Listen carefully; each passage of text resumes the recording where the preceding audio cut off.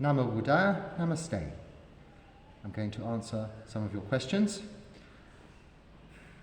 And today I think a microphone is arriving, so I'll be able to hopefully be more clearly heard from tomorrow. And apologies in the meantime for my lack of production skills. First question. Actually, I'm just going to answer one question today, and then maybe I'll ramble. From KC. I'm not sure where you're from, and I'm not going to say your name in full because it's a real name. Yes, thank you for your comments, and I'm very impressed that you've watched all of the videos. Wow. There's quite a few, but they're very short, so it's possible. And now they're on playlists, so I understand you can watch on the Dharma Talks playlist them straight through, and that wouldn't take so long because you don't have to find them, maybe. Obviously I haven't done it, but with other anyway, let's get on with your question. I have been practicing without much success. I'll come back to that. I've not been able to turn off my brain, and especially about ill will, and I have been an insomniac for decades. Okay. Firstly, without much success. Now let me just deal with that. You've been practicing for some time. This is a success in itself. Never belittle the achievements we have made. And don't look for results, but you can measure progress. There is, of course, the ultimate goal of Nibbana, or to become free from suffering in this lifetime. But, like I've said before, we can enjoy the journey. This isn't a trip we want to rush. It isn't a meal we're purchasing to finish in an instant. We want to enjoy each morsel. It has to, by its very nature, grow slowly. So it can appear that there's no success in your practice.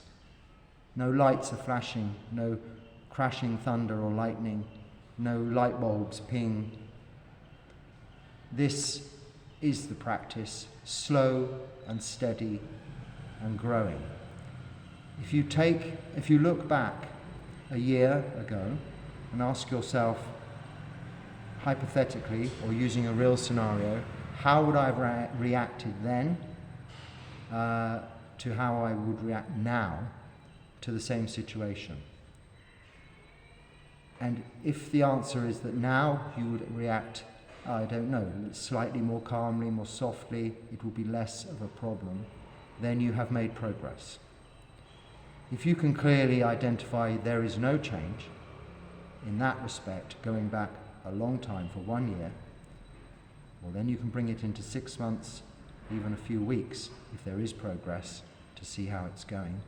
This is the way to measure progress, not look for results or success. Because results and success are expectations. And what are expectations? They are only disappointments because of anicca, uncertainty. Expectations are uncertain and therefore the cause of suffering. So please, what you have done so far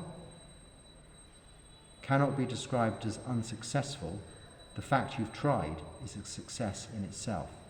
Now, if you do this exercise of looking back 1 year and measuring progress, and there has been no development, that is also okay. You just need to adjust slightly, adjust your practice. Very often, our practice can become perfunctory, in that we do everything we're told, everything we've read about, everything we've seen, heard. And it becomes almost an exercise by rote, an automatic ritual. This practice isn't that. It is a practice to be enjoyed and experienced each and every step along the way.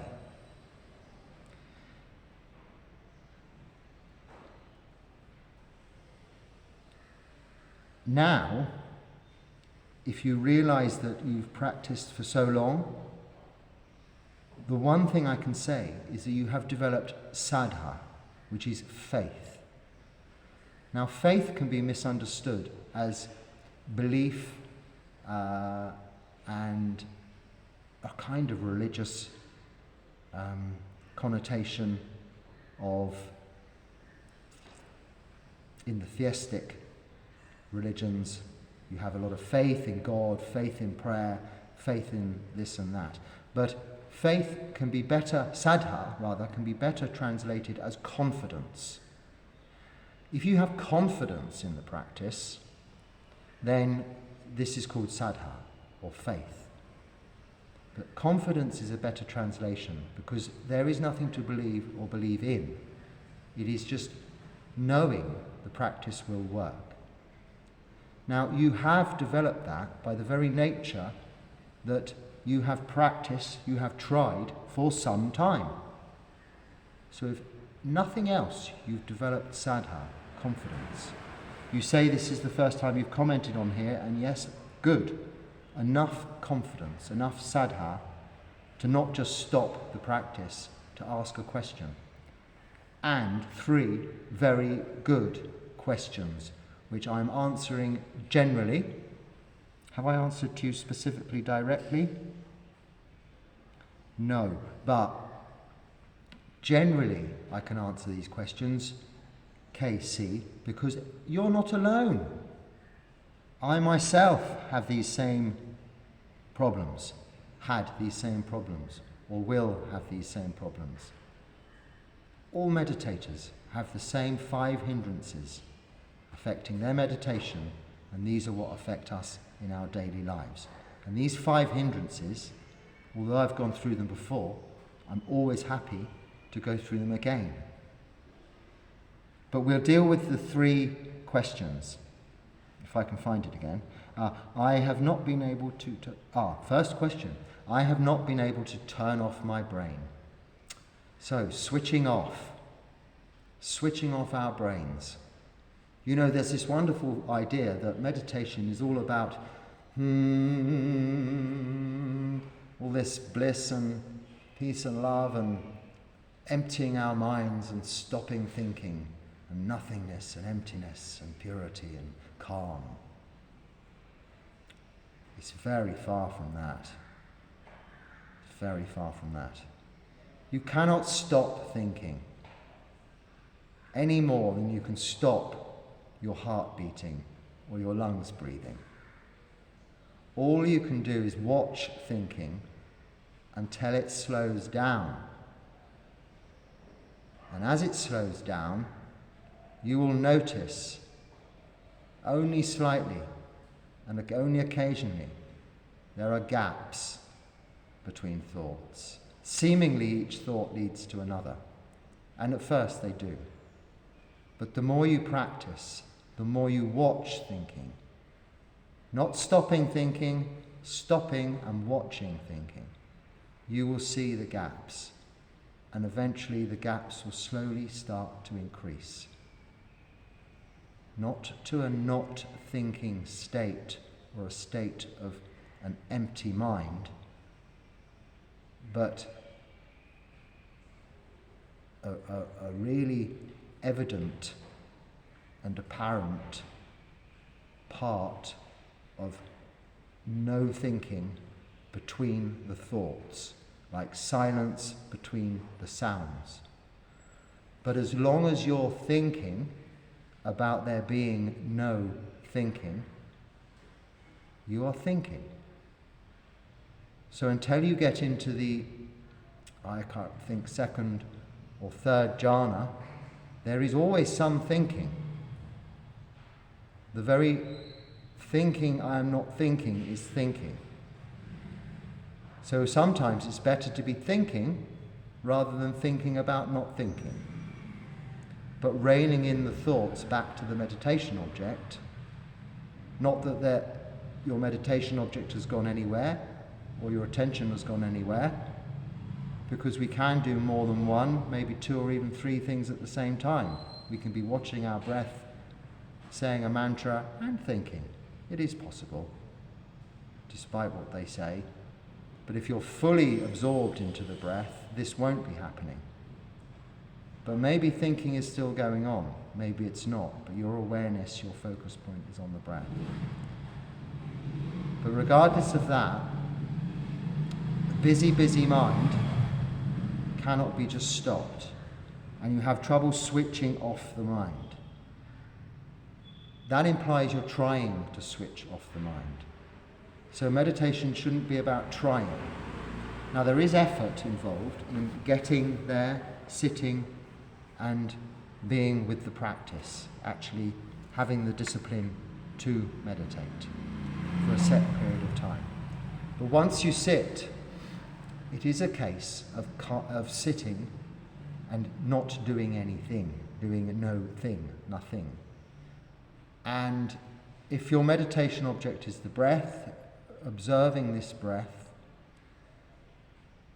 after some time, as the body settles, the mind will settle. The mind that cannot be, the thinking that cannot be switched off, will slow down. Like sand in water, it will settle as the water stops whirling to the bottom, and the water will become clear. As the thoughts slow down slowly, your mind also will become clear and will clearly see.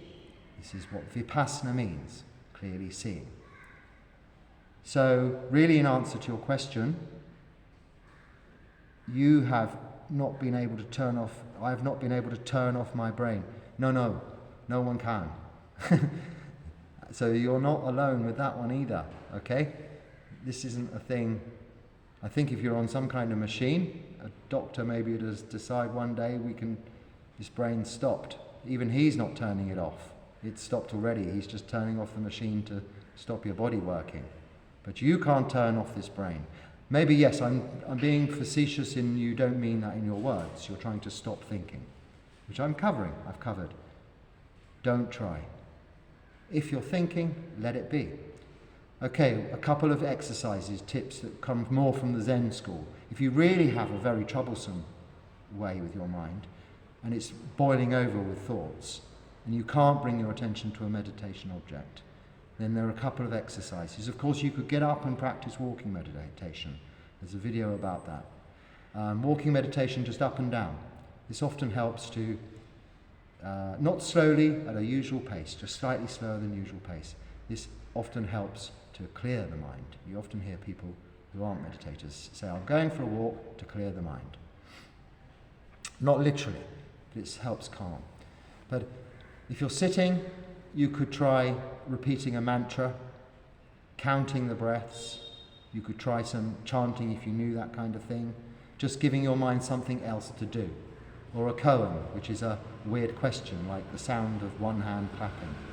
This is how the Zen masters teach people to give their mind something to do, rather than being a monkey mind jumping from tree to tree, subject to subject, thought to thought. Just give it something to handle that it can't handle. Ask yourself, who am I? What am I? What is this? But the danger with this is you will go into investigation at too early a stage. Really, one should develop the powers of samadhi before one starts to practice investigation. So it's more about patience and endurance, dealing with what's happening, and just watching from an observational point of view. And it'll be very interesting what you see, and you won't get bored. And this might be a lot to do, or is a lot to do, and I think you know this, with the third part of your question about insomnia. But sandwiched between the two is ill will. And you know, until you're an arahant, you still have, so the fourth stage of enlightenment, of arahant, or the eighth jhana, before the ninth an attainment to Nibbana, or after Arahant attainment to Nibbana. Paranibbana, in fact. An Arahant can attain to Nibbana, and then Paranibbana is the final, ending, death, Nibbana, but with no rebirth. But right up until this very final point of enlightenment, the Arahant, or the Anagami, the non-returner at least, has anger, ill will, and conceit. And anger is born of conceit, often. An opinion rightly good of ourselves, or opinion rightly or wrongly bad of ourselves, is conceit. Conceit can be not only, oh, puffed up, I'm great. It can be, oh, I'm so rubbish, I'm below these people. So negative conceit. But conceit also is there right up until the final stages of enlightenment. So like the other questions, you're not alone. We have anger. Now if you're trying to meditate and you've got a racing mind and you've not slept well with insomnia, then of course you're going to feel even more prone to ill will. But like all emotions, they have their physically corresponding feelings. So it's one of the 5 hindrances. So understand the 5 hindrances of sensual desire is one. Ill will is the second. And ill will, the counterpart to that, is to try and practice metta. Now I don't mean by sitting there meditating, saying love to all, passing it to my neighbours, my further away people, and transmitting something. Because this isn't realistically something that happens. What actually happens in practicing metta during meditation is you start with giving yourself kindness, loving kindness. Just saying, look, I'm going to be kind to myself for this next 40 minutes, 1 hour, and not do anything, and just settle. And I'm going to congratulate myself for keeping the 5 precepts, or trying to keep the 5 precepts for the last, however it's long since I last meditated. Maybe reflect a little on where you may have not, but not for too long. But find ways that in the last 24 hours or since your last meditation you've done something positive, and pat yourself on the back, congratulate yourself for that, be kind to yourself. And say, I'm an okay person, I'm generally kind and nice to people. Although I have these feelings of ill will, predominantly I'm okay, I'm nice. And know this and understand this. And then make it inclusive. Say to yourself, I want to include all beings in that feeling.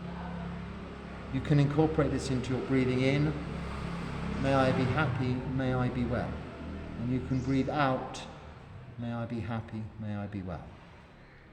Some people don't like that. Some people find that a way of just feeling physically. This breathing out, breathing in, feeling metta. And then when ill will is arising, when it is there, identify, notice in the body where it is. Often it's in the form, if you have ill will understanding of anger correctly, it will be a feeling of where the adrenaline, the hormones go down to the extremities, a feeling of tingling and heat arising from the center of your torso. Tension in the neck, in the shoulders, in the forehead. But always in your face, emotions are shown. Tightness around the eyes, in the jaw, clenching of the teeth. But if it's just not liking something, it will be more a feeling of lethargy and I can't be bothered and your mind wandering. This is different to ill will. It's just not liking. It's kind of the other half of sensual desire. So ill will, don't be bothered by it. Let it be. Maybe if it's a specific thing that's making you this emotion arise, directed to a specific thing or person, try and understand where it's coming from. And the answer will be in the very nature that it's either something you hold dearly, strongly as a belief, which is really part of your ego and part of your personality and part of yourself, being contradicted, argued about, or even affected directly. This can create ill will. Or it can be something you bringing into the present from the past and imagining will go on into the future. Either way, it is to do with this conceit. And this is something that you need to just perhaps let go of. Now, when I say let go, a cliche phrase again, it doesn't mean, oh, you just let go. We can't do that. You hold it more gently. You may have some very firmly seated, rooted ideas about something, some issue. You can't just let go of that. It's maybe taken you a lifetime to establish these principles. But maybe hold it more gently, like you would a butterfly in your hands or an egg, something fragile. Keep it dear, close to you. But maybe sometimes it is time to let the butterfly fly away, or the bird to hatch and fly away. Or maybe it still needs to be held dearly, but gently. But understanding this about the nature of where your ill will is arising from will help. So this is also giving your mind something else to do. It's dealing with one of the 5 hindrances. And in our meditation practice, we need to deal with those 5 hindrances. Now the third of the 5 hindrances is sloth and torpor, or tiredness, lethargy, falling asleep. Well, what do you know? You're not going to have a problem with that one. Insomnia. Okay, you may say, oh, don't be cheeky, Bhante, this is, I can't sleep at night, but then I'm tired all day. Yes, I do understand. You can establish your sleeping pattern around your meditation routine, but you don't have control. You can't try to make yourself go to sleep. But you do have control, some, and you can try to make your meditation routine around sleeping time part of that each and every day. So, for instance, don't have over high expectations about how long you need to sleep.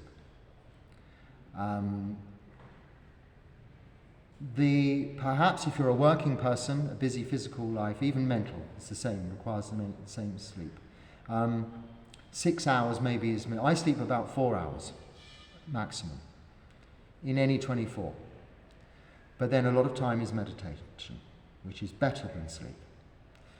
So you probably need 6 hours minimum, and even if you need 8, it's okay.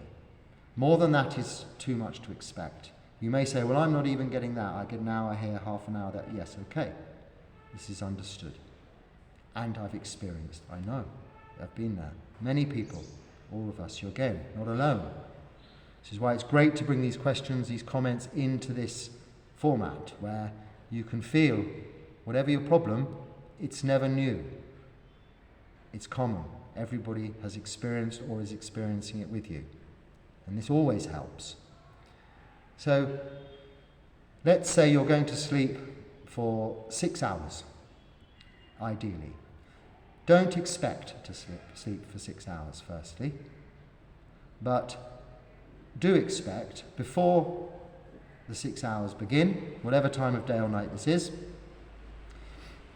you will practice for a minimum of 40 minutes, but preferably 1 hour of meditation. So, if you normally go to sleep at 11 o'clock, at 10 o'clock you sit on the floor,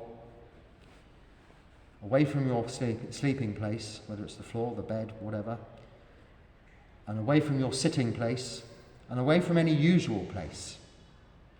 Not in front of where you normally sit and just watch TV. If you have a small place, turn your back to the TV. Just a different direction.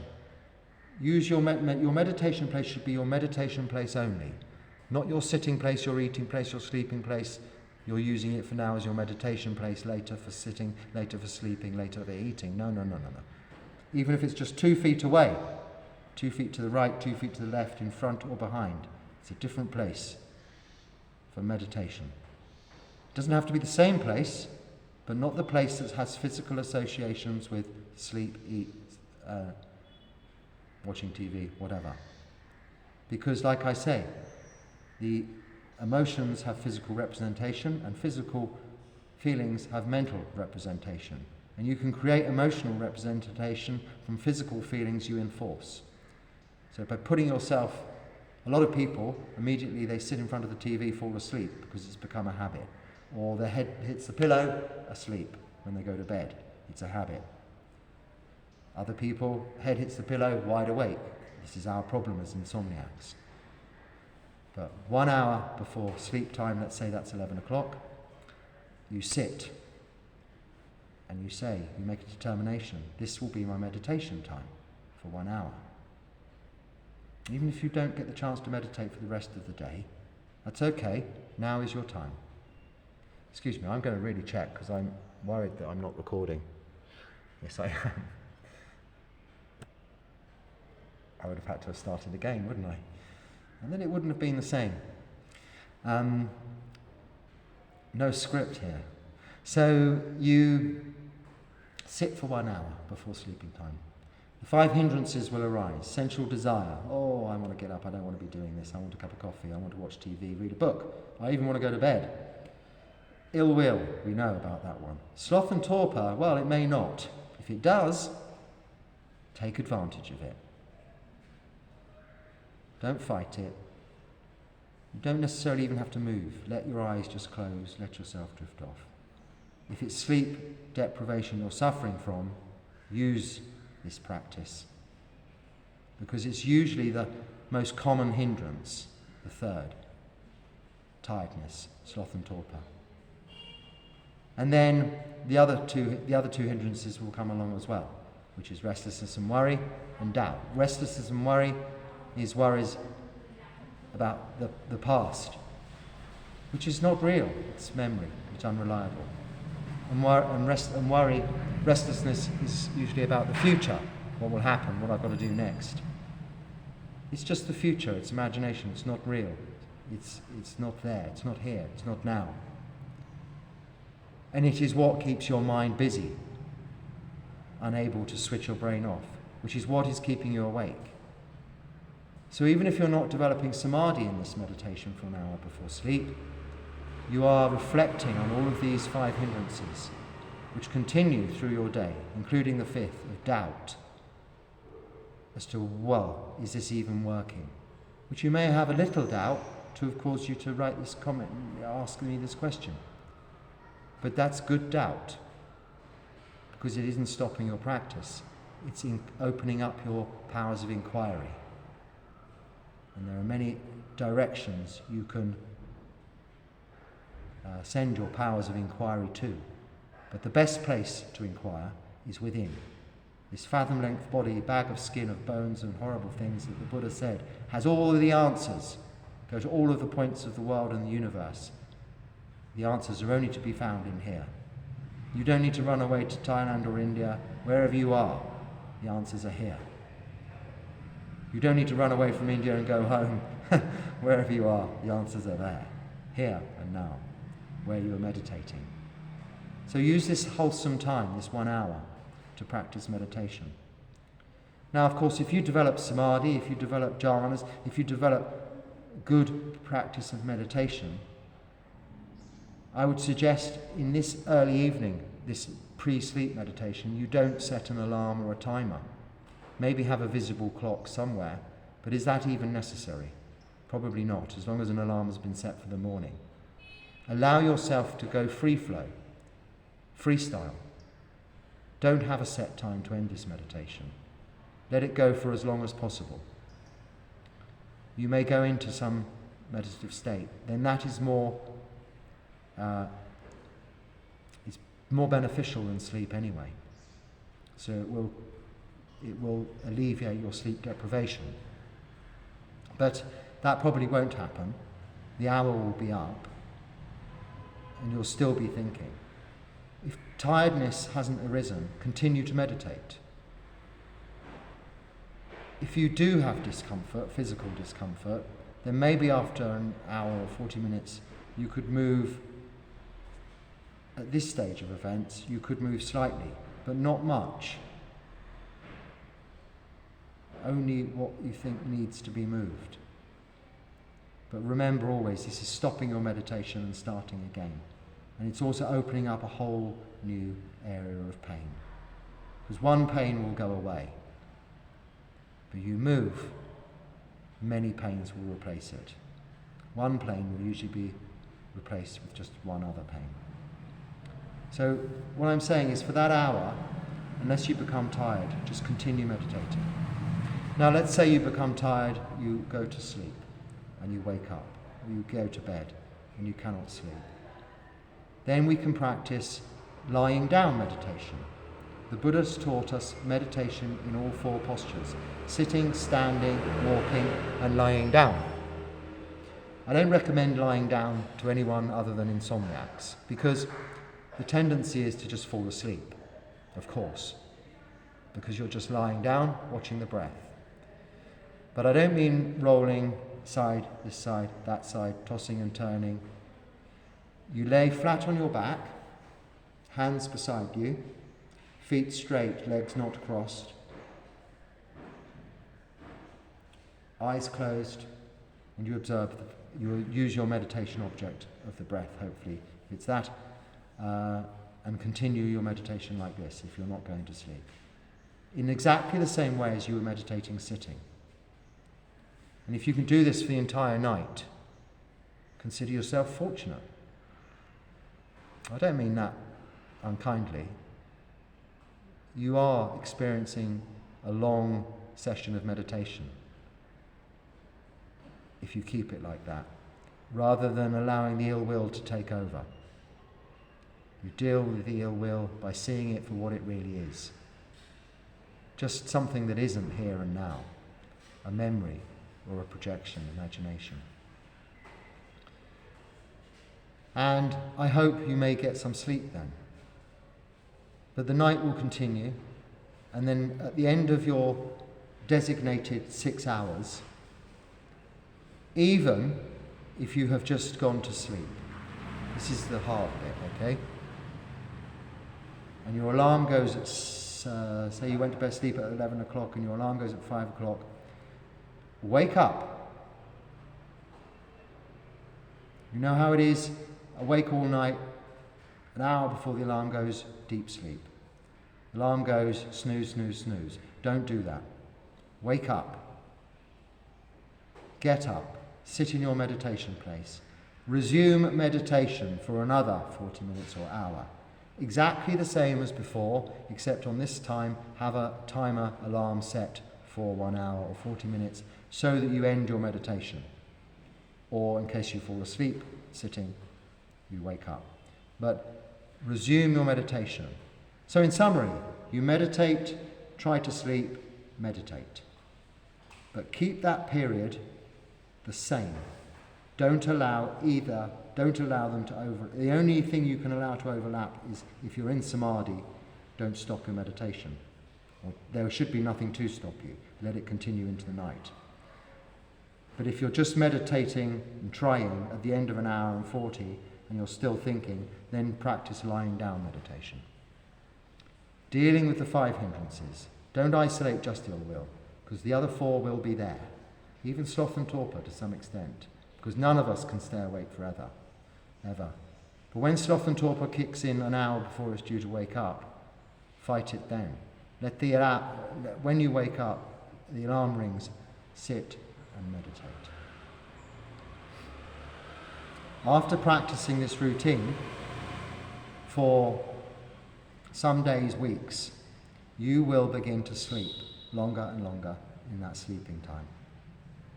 And you'll fill that 6 hours without difficulty. And that 6 hours sleep will then start stretching into your meditation time. And you'll have to be dealing with that 3rd hindrance of sloth and torpor each and every time you sit. But we'll deal with that on another occasion. Well, I hope you sleep well. I hope you are encouraged by that. But please, I've answered this question generally. If you have anything more specifically, you can always email me on englishbuddhistmonk@gmail.com, and I can answer your question directly, personally. And all of us practicing meditation, may our practice be fruitful, and may we together attain to Nibbana. Namo Buddhaya.